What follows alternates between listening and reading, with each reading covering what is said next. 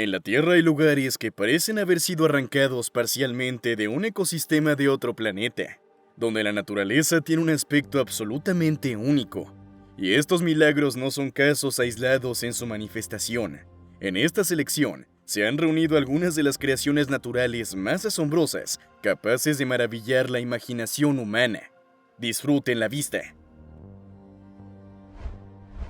Durante millones de años, el ecosistema del planeta ha evolucionado sin cesar, siguiendo un camino único. Además, su perfeccionamiento nunca se detiene ni por un segundo. Y en tan solo unos 100 o 200 años, los paisajes que hoy no son familiares podrían tener diferencias significativas. Sin embargo, no todo el mundo evoluciona siguiendo un solo plan. Cerca de la República de Yemen hay un pequeño archipiélago llamado Socotra, compuesto por 4 islas, que no se parece a nada más en nuestro planeta. El motivo es que hace millones de años, un gran fragmento de tierra continental se separó del continente, y al aislarse del resto del mundo por un estrecho oceánico de lecho marino complejo y accidentado, comenzó a desarrollarse por su cuenta. Inicialmente, el ecosistema de las islas no se diferenciaba mucho del africano, pero con el tiempo en Socotra aparecieron subespecies de plantas y animales que no pueden encontrarse en ningún otro lugar del planeta, salvo en este archipiélago. El representante más llamativo de esta flora es el árbol de Dracena roja de cinabrio, que se asemeja a un enorme paraguas. Recibió su nombre debido a la resina de color carmesí intenso que produce, altamente valorada en la industria médica. Igualmente impresionante es la estructura de su copa, ya que las ramas de la Dracena crecen casi pegadas entre sí, extendiéndose únicamente en la parte superior.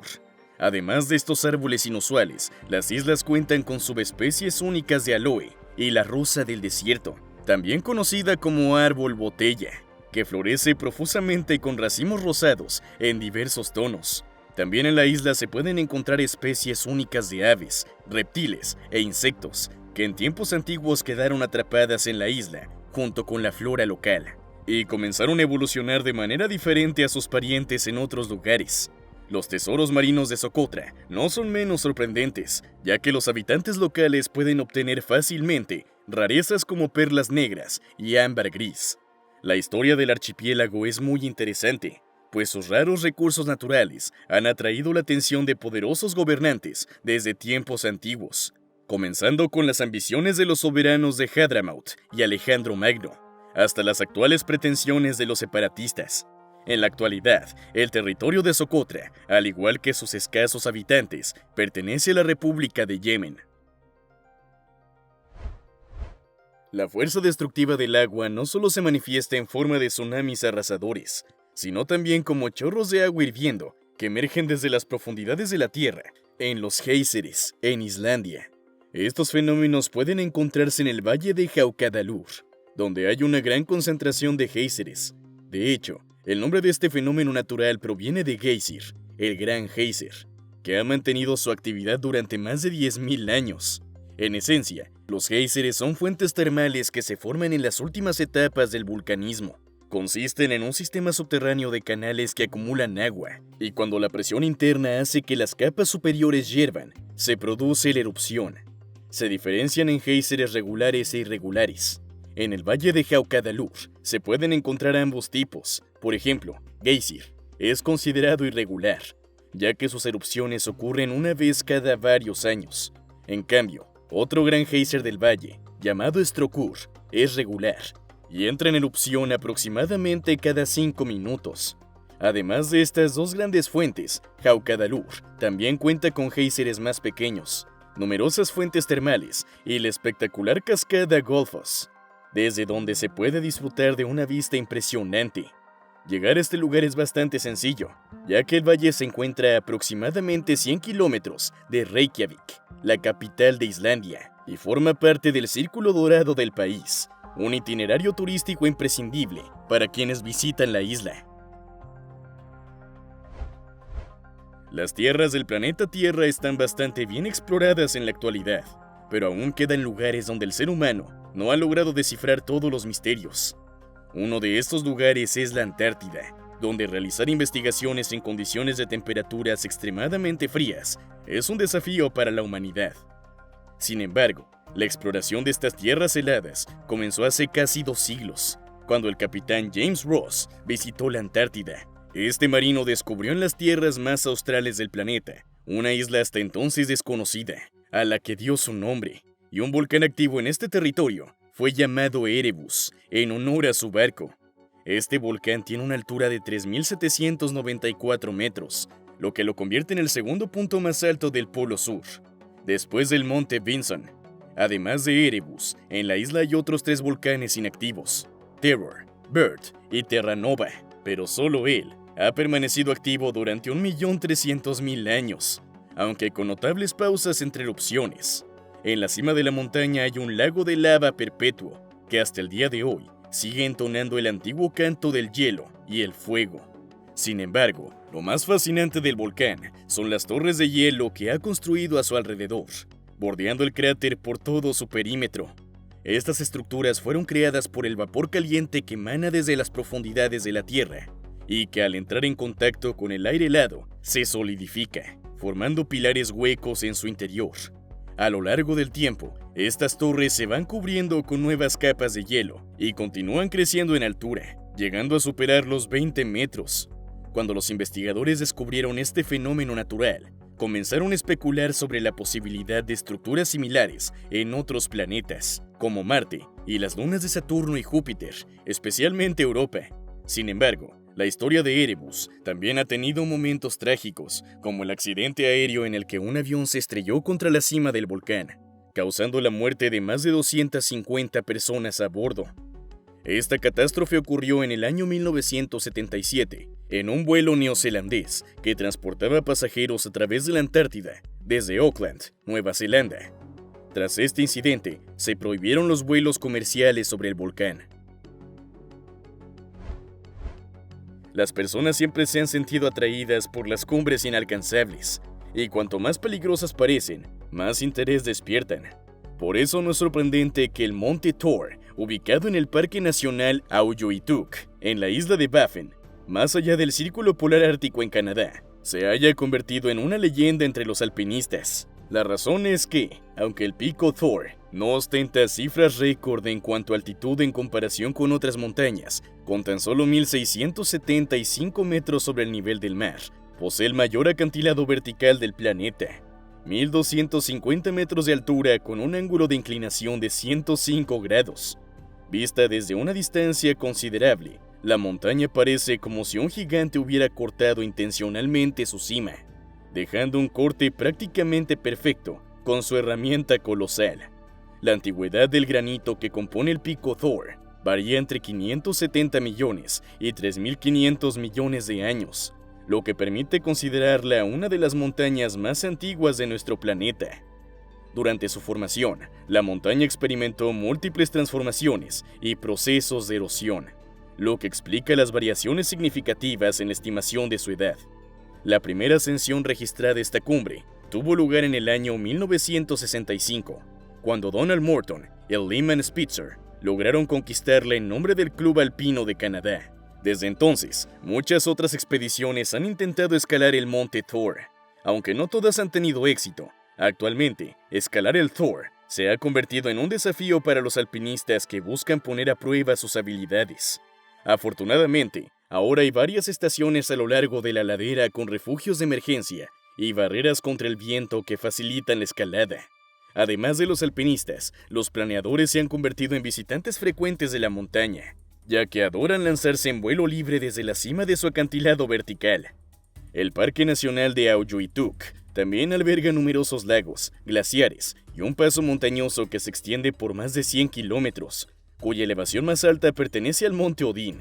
Dado que el parque se encuentra más allá del Círculo Polar Ártico, no es sorprendente que la temperatura rara vez supere los 10 grados Celsius y que el fenómeno de los días y noches polares se experimente durante la mitad del año. Desde el nacimiento de la navegación y hasta el siglo XX, cualquiera que surcara los mares y descubriera nuevos continentes comprendía que sin mapas era imposible orientarse.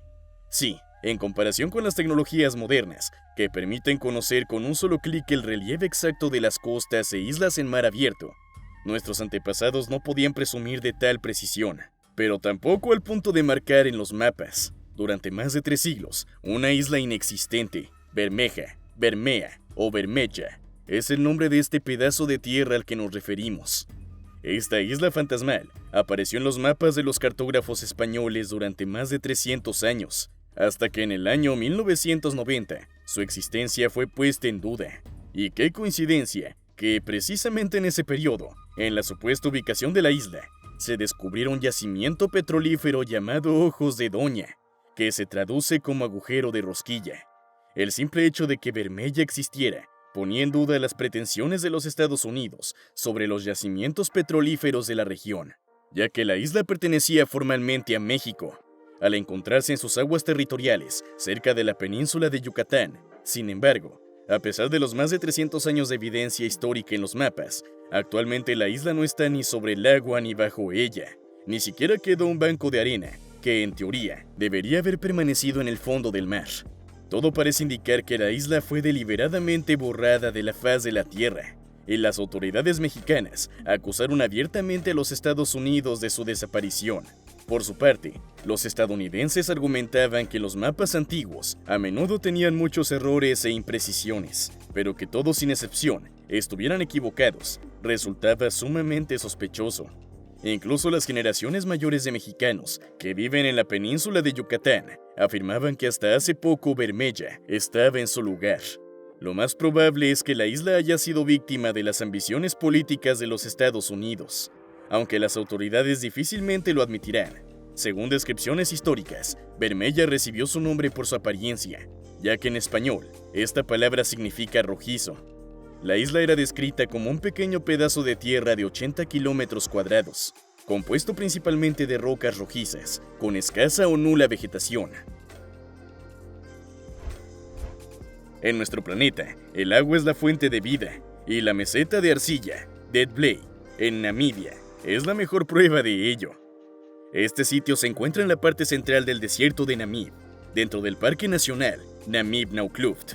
Dead Blade, o Pantano Muerto, es famoso no solo por sus altísimas dunas de arena, sino sobre todo por sus paisajes surrealistas de troncos secos de acacia de camello, que se alzan en medio de arenas blancas con el telón de fondo de dunas rojas. Esta vista tan peculiar fue creada por el río Sauchaf, que solía fluir por esta área. Hace unos 900 años, durante una fuerte sequía, el cauce del río se secó casi por completo y quedó bloqueado por dunas de arena, cerrando para siempre el paso de agua. Los árboles, que antes prosperaban en este oasis, quedaron de repente privados de humedad y se petrificaron en su danza de la muerte, sin poder siquiera caer y descomponerse completamente. La combinación de altas temperaturas y el clima absolutamente seco impide que las bacterias realicen su trabajo de descomposición. La zona de Dead Blade está rodeada por enormes dunas de arena, cada una numerada y con su propio nombre. La duna más alta se llama Big Daddy y mide casi 400 metros de altura. Debido al alto contenido de hierro en la arena, las dunas han adquirido su característico tono rojizo, que contrasta maravillosamente con el paisaje y lo hace aún más impresionante. Así fue como se creó este fenómeno natural, que hoy en día se ha convertido en un destino turístico muy popular en Namibia. Este lugar en Kazajistán fue creado por la propia naturaleza hace poco más de 110 años. En el año 1911, en lo que hoy es la región de Almaty, ocurrió un gran deslizamiento de tierra, como resultado del cual se formó un lago en el corazón de un bosque de coníferas. Tiene aproximadamente 400 metros de longitud y se encuentra a una altitud de 1.667 metros sobre el nivel del mar. A diferencia de la destrucción habitual de toda la vida a su paso, esta catástrofe dio lugar a un verdadero milagro natural. El hecho es que los árboles que crecían en el valle no fueron destruidos por el derrumbe de tierra, sino que por el contrario, se extendieron rápidamente y crearon un auténtico bosque submarino en el cráter formado. Aunque la superficie del lago parece bastante extraña con los troncos calvos que sobresalen del agua, basta con sumergirse para que se abra ante los ojos un paisaje de increíble belleza. Estas vistas son especialmente populares entre los buceadores, quienes visitan Kazajistán regularmente solo para ver el lago Kaindy. Afortunadamente, las condiciones climáticas de esta región favorecen el disfrute de un tiempo de ocio interesante, y si se intenta mirar hacia la profundidad submarina desde arriba, uno puede sorprenderse por la asombrosa claridad del agua, en la que se puede ver claramente todo el bosque. En la década de los años 80 del siglo pasado, debido a las inundaciones, el lago se redujo considerablemente. Para evitar una mayor disminución de este milagro natural, a principios del año 2007, las autoridades de Kazajistán tomaron la decisión de establecer un parque nacional en esta zona. Casi ninguna religión en el mundo carece de lugares sagrados que se asocian con la morada de las deidades y sus manifestaciones. Y en la gran mayoría de los casos, la cima de la lista de lugares sagrados está ocupada por formaciones naturales, como montañas o ríos. Esta tendencia es común en muchas religiones del mundo, especialmente aquellas con raíces antiguas. El monte Kailash ha sido considerado durante siglos una de las montañas más sagradas del planeta, y este estatus le ha sido otorgado por 4 religiones al mismo tiempo: el hinduismo, el budismo, el jainismo y el Bon, todas ellas ampliamente practicadas en el Tíbet. Este monte ha sido llamado el Olimpo asiático, no tanto por su altitud, sino por su ubicación estratégica en la naturaleza. Muy cerca de Kailash fluyen ríos de gran importancia para la India, Nepal y el Tíbet: el Brahmaputra, el Indo, el Karnali y el Sutlej, aunque solo este último tiene acceso directo al agua de la montaña. Además, Kailash destaca entre otras cumbres por su forma piramidal, orientada según los puntos cardinales, de manera similar a las pirámides construidas por los antiguos egipcios. En cuanto a su altura, existen muchas disputas, ya que la montaña crece anualmente aproximadamente medio centímetro. A pesar de su apariencia única y su valor histórico, Kailash sigue siendo una cumbre invicta. No se trata de que su geografía sea intransitable o que su pendiente no permita la escalada. El problema radica en los creyentes, quienes no permiten que investigadores ni alpinistas suban a la cima, ni siquiera aquellos que han obtenido permiso del gobierno chino. El último intento de escalada se realizó en el año 2000, pero una multitud de fieles y peregrinos impidió que se llevara a cabo tal acto de profanación de la montaña sagrada.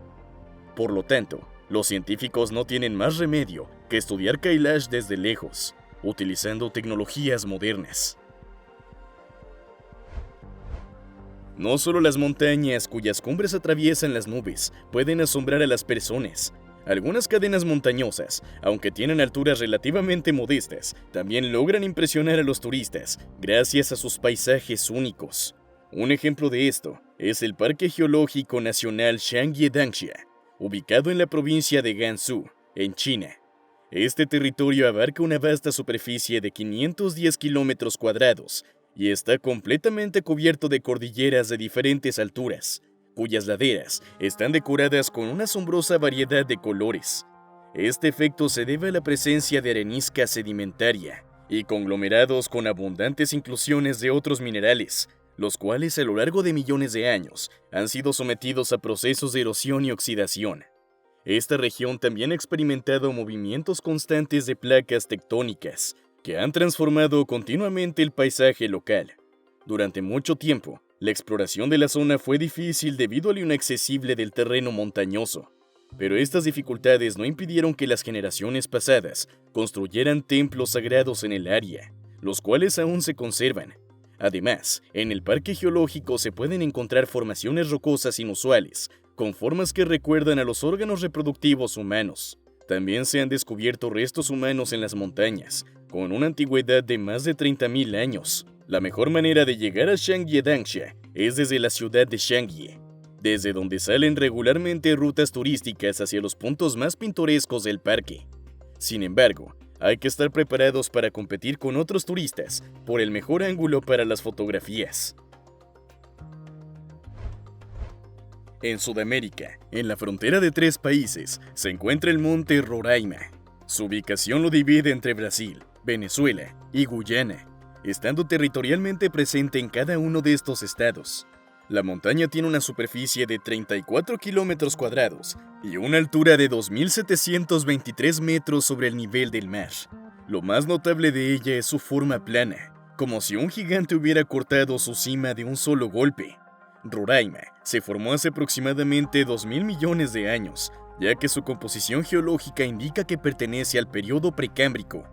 Además de su impresionante antigüedad, sobre la montaña suele posarse una nube lenticular de forma plana, un fenómeno extremadamente raro debido a las condiciones específicas necesarias para su formación. En cuanto a la flora, en Roraima abundan las plantas carnívoras que han desarrollado esta adaptación debido a la escasez de nutrientes en el suelo. Dado que el ecosistema de la montaña estuvo aislado del resto del planeta durante millones de años, ahí han surgido muchas subespecies únicas de plantas, conocidas por la ciencia. Entre los grupos étnicos locales, Roraima es considerada un lugar sagrado, que según la tradición, fue dejado por una antigua civilización como refugio final en caso de catástrofe. A pesar de su importancia religiosa, el ascenso a la cima está permitido, aunque representa un verdadero desafío, tanto para peregrinos como para turistas, debido a la dificultad de la escalada y las condiciones climáticas extremas. Uno de los exploradores que se aventuró a subir fue Arthur Conan Doyle, quien quedó tan impresionado por la atmósfera y el entorno de Roraima, que decidió usar su inspiración para escribir la novela El Mundo Perdido. La Torre del Diablo es un monumento natural bastante icónico en los Estados Unidos de América. Este sitio nacional, también conocido como Devil's Tower y Casa del Oso, se encuentra en el estado de Wyoming, Estados Unidos. Según las investigaciones científicas, la Torre del Diablo se formó hace más de 200 millones de años y actualmente tiene una altura de 1558 metros sobre el nivel del mar. En relación con el paisaje circundante, la altura de la montaña es significativamente menor y alcanza solo 265 metros. La concesión de este lugar como Monumento Nacional de América fue otorgada por Theodore Roosevelt, el 26º presidente de los Estados Unidos, quien nombró Devil's Tower como el primer monumento natural en la historia del país. La principal razón de tal atención a este sitio es cómo la montaña se destaca en el paisaje circundante, ya que se alza solitaria en medio de llanuras interminables. Al acercarse a la Torre del Diablo, se puede notar que está compuesta por un sinnúmero de columnas hexagonales de forma casi perfecta, cuyo material principal es la pizarra, la arenisca y la aleurolita. Si no fuera por la confirmada investigación sobre el origen de la montaña, uno podría pensar que alguien muy hábil tuvo algo que ver en su creación. Sin embargo, los nativos americanos tienen sus propias leyendas sobre el origen de la Torre del Diablo. Según una historia indígena, la montaña fue creada en respuesta a los gritos de ayuda de varias niñas pequeñas que estaban siendo perseguidas por osos. Las pequeñas, aterrorizadas, cayeron de rodillas y rogaron al Gran Espíritu que les enviara salvación. En ese mismo momento, el Ser Supremo respondió a su llamado y elevó un enorme trozo de tierra, separando a las niñas de los animales salvajes. Enfurecidos, los osos comenzaron a trepar por las rocas, pero solo lograron dejar profundas marcas en la superficie, sin poder alcanzar a las niñas. Desde entonces, uno de los nombres alternativos de la Torre del Diablo ha sido Madriguera del Oso y Casa del Oso. Hoy en día, es un lugar muy popular entre los turistas, que ha aparecido en numerosas películas de ficción y documentales. En la costa de Otago, en Nueva Zelanda, se encuentra la playa de Quecoe, un destino turístico muy popular debido a las rocas Moeraki. Estas piedras tienen una forma esférica casi perfecta, que han ido adquiriendo a lo largo de 5 millones de años. La edad de las rocas Moeraki en sí alcanza los 60 millones de años, lo que las sitúa en la primera época del período Paleógeno, dentro de la era Cenozoica. Es cierto que formaciones rocosas similares se pueden encontrar en otras partes del mundo, pero solo en la playa de Quecoe. Sus dimensiones son realmente impresionantes. Las rocas más pequeñas tienen un diámetro de medio metro, mientras que la mayoría de estas reliquias alcanzan más de 2 metros de diámetro. Aunque en su mayoría son esferas perfectas, algunas tienen formas ovaladas o parecidas a huevos. Las rocas están compuestas principalmente de arcilla, barro y limo fino, que se han compactado con calcita. Este proceso es similar al de la formación de perlas dentro de las ostras, aunque en una escala mucho mayor. Entre los habitantes locales circula una leyenda según la cual estas rocas son los restos de cestas para recolectar anguilas y otros alimentos que terminaron en la orilla tras el naufragio de la canoa Araiteuru. Según los maoríes, esta historia se ve confirmada por los patrones de red que aún se pueden observar en algunas rocas Moeraki. En Irlanda del Norte, literalmente a un par de kilómetros de la ciudad de Bushmills, se encuentra uno de los sitios del Patrimonio Mundial de la UNESCO, conocido como la Calzada del Gigante.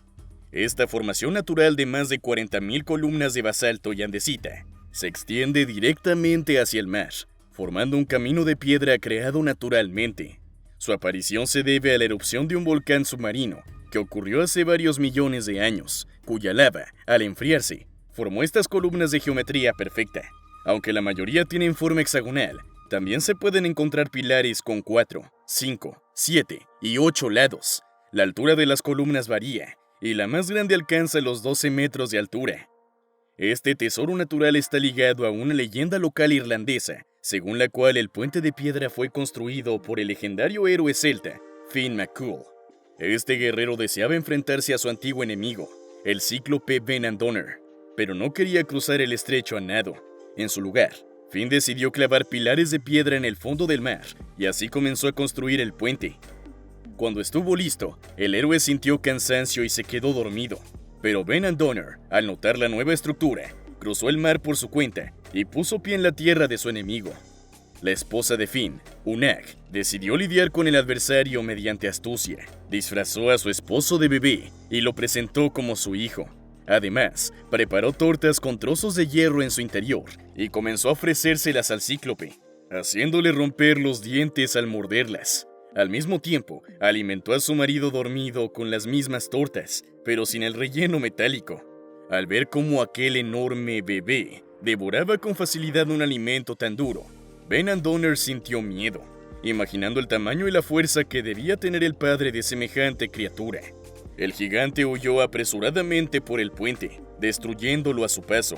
Aunque esta historia es solo una leyenda local, es muy popular entre los turistas que visitan la Calzada del Gigante, ya que la gente siempre encuentra fascinantes este tipo de relatos.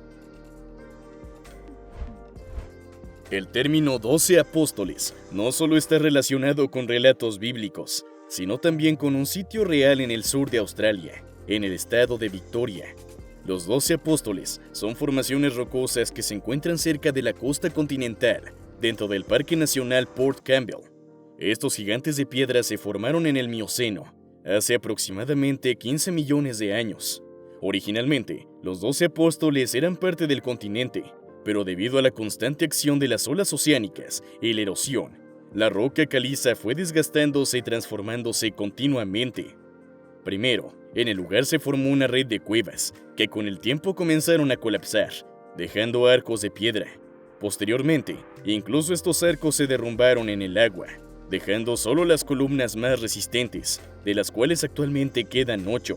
Hasta julio del año 2005, había una columna más, pero la erosión inevitablemente debilitó su base de 50 metros de altura, provocando su colapso.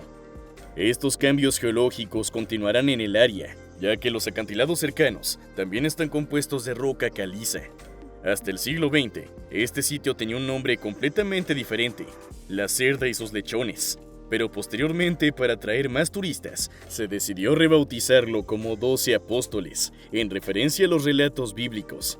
Geográficamente, las formaciones se encuentran a lo largo de la gran ruta oceánica, entre las ciudades de Port Campbell y Princetown.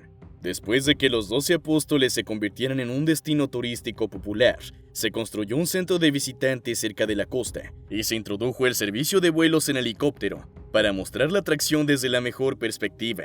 Dependiendo de la iluminación y las condiciones climáticas, estas columnas de piedra caliza pueden verse completamente diferentes.